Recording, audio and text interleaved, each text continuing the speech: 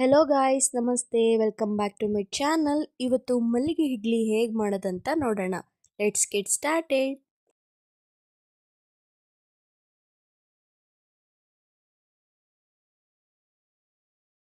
ಇಲ್ಲಿ ನಾವು 2.5 ಲೋಟ ರೇಷನ್ ಅಕ್ಕಿ ತಗೊಂಡಿದ್ದೀವಿ. ಸೊಸೈಟಿಲಿ ಕೊಡ್ತಾರಲ್ಲ ಆ ಅಕ್ಕಿ. ಅಕ್ಕಿನ ನೀಟಾಗಿ ಸೋಸಿ ಮೊದಲೇ ಕ್ಲೀನ್ ಮಾಡಿ ಇಟ್ಟಿದ್ದಾರೆ. ಈ ಲೋಟ ಒಂದು ಪಾವ್ ಅಷ್ಟು ಅಕ್ಕಿ ಹಿಡಿಯುತ್ತೆ. ಸೊ ನಾವಿಲ್ಲಿ 2.5 ಲೋಟ ಅಕ್ಕಿಗೆ ಅರ್ಧ ಲೋಟ ಉದ್ದಿನಬೇಳೆ ತಗೊಂಡಿದ್ದೀವಿ. ಮಮ್ಮಿ ತೋರಿಸಿರೋ ಈ ಅಳತೆಲಿ ಕರೆಕ್ಟಾಗಿ ನೀವು ಮೆಷರ್ ಮಾಡಿಕೊಂಡು ಹಾಕೊಂಡ್ರೆ ಇಡ್ಲಿ ತುಂಬ ಸಾಫ್ಟಾಗಿ ಮಲ್ಲಿಗೆ ಇಡ್ಲಿ ಅಂತ ಏನು ಹೇಳ್ತೀವಲ್ಲ ಆ ರೀತಿ ಬರುತ್ತೆ. ಅಕ್ಕಿ ಉದ್ದಿನಬೇಳೆ ಎಲ್ಲನೂ ಸೆಪ್ರೇಟಾಗಿ ನೆನೆಸ್ಕೊಳ್ಳಿ.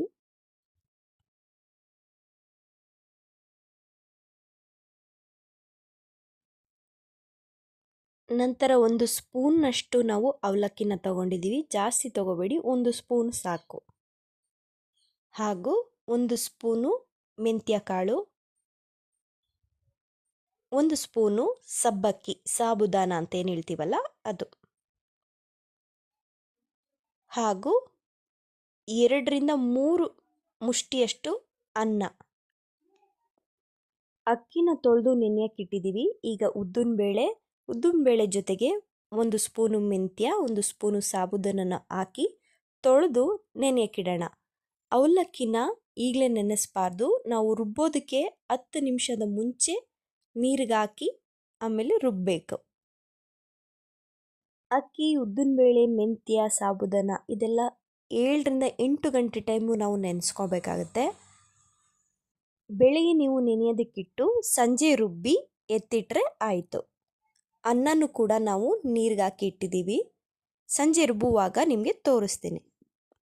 ಸಂಜೆ ಸುಮಾರು 5 ಗಂಟೆ ಆಗಿದೆ. ಈಗ ಅವಲಕ್ಕಿಗೆ ನೀರು ಹಾಕಿ ಇಡ್ತಿದ್ದಾರೆ. ಈಗ ನೆನೆಸಿರೋ ಅಕ್ಕಿನ ಸ್ವಲ್ಪ ಸ್ವಲ್ಪನೇ ಹಾಕ್ಕೊಂಡು ಚೆನ್ನಾಗಿ ರುಬ್ಕೋಬೇಕು.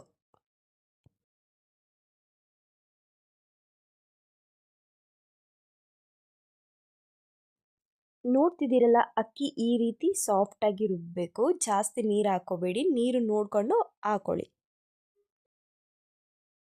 ಈಗ ಇದನ್ನು ತೆಗೆದೊಂದು ಪಾತ್ರೆಗೆ ಹಾಕೊಳ್ಳೋಣ.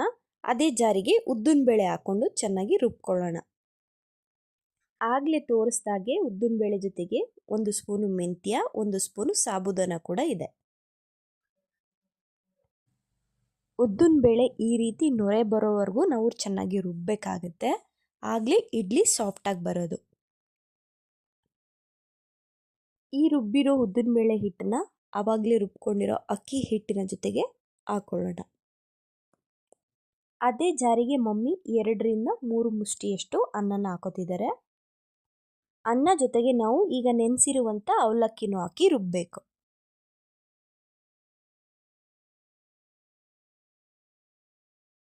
ಅನ್ನ ಅವಲಕ್ಕಿ 2ರಿಂದ 3 ಸಲ ಪಲ್ಸ್ ಮಾಡಿದ್ರೆ ಸಾಕು. ಈ ರೀತಿ ಪೇಸ್ಟ್ ಮಾಡ್ಕೋಬೇಕು. ಈಗ ಎಲ್ಲನೂ ಒಂದು ಪಾತ್ರೆಗೆ ಹಾಕ್ಕೊಂಡು ರುಚಿಗೆ ತಕ್ಕಷ್ಟು ಉಪ್ಪನ್ನ ಸೇರಿಸಿ ಚೆನ್ನಾಗಿ ಮಿಕ್ಸ್ ಮಾಡ್ಕೊಳ್ಳೋಣ. ಗಾಯ್ಸ್, ಸಂಪನ್ನ ಕೈಯಲ್ಲೇ ಚೆನ್ನಾಗಿ ಕಲಸಿ, ಆಗ ಸರಿ ತುಂಬ ಚೆನ್ನಾಗಿ ಬರುತ್ತೆ.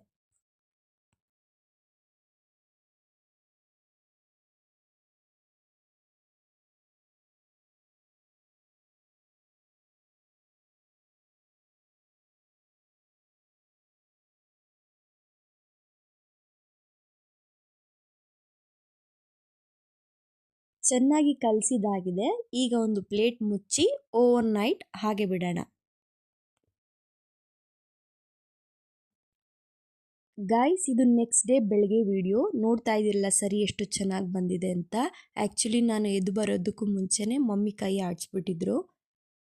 ಸರಿಯೆಲ್ಲ ಉಬ್ಬಿ ಕೆಳಗೆ ಚೆಲ್ಲೋಗ್ಬಿಟ್ಟಿತ್ತು ಅಂತ. ಸೊ ಆದ್ರೂ ನೋಡಿ ಎಷ್ಟು ನೀಟಾಗಿ ಸರಿ ಬಂದಿದೆ ಅಂತ. ಈಗ ಇಡ್ಲಿ ಮಾಡ್ಕೊಳ್ಳೋಣ. ನಾವಿಲ್ಲಿ ಇಡ್ಲಿ ಪಾತ್ರೆಗೆ ಎಣ್ಣೆ ಸಾವ್ರ್ಕೊತಾ ಇದ್ದೀವಿ. ನೀವು ಬಟ್ಟೆ ಯೂಸ್ ಮಾಡ್ತೀನಿ ಅಂದರೆ ಬಟ್ಟೆನ ಕೂಡ ಯೂಸ್ ಮಾಡ್ಬೋದು.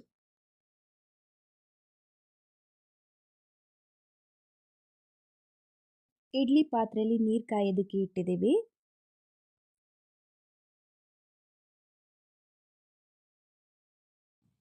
ಏಳರಿಂದ 8 ನಿಮಿಷ ಇಡ್ಲಿನ ಬೇಯೋದಕ್ಕೆ ಬಿಡೋಣ.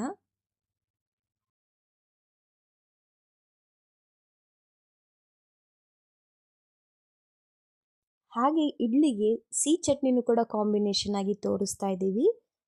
ಅದಕ್ಕೆ ಏನಿಲ್ಲ, ಒಂದು ಸಣ್ಣ ಕಪ್ಪು ತೆಂಗಿನಕಾಯಿ ತುರಿ ಹಾಗೂ 1/4 ಕಪ್ನಷ್ಟು ಬೆಲ್ಲ, 2 ಬಾದಾಮಿ, 3 ಗೋಡಂಬಿ ಇಷ್ಟನ್ನು ಹಾಕಿ ರುಬ್ಕೊಳ್ಳೋಣ.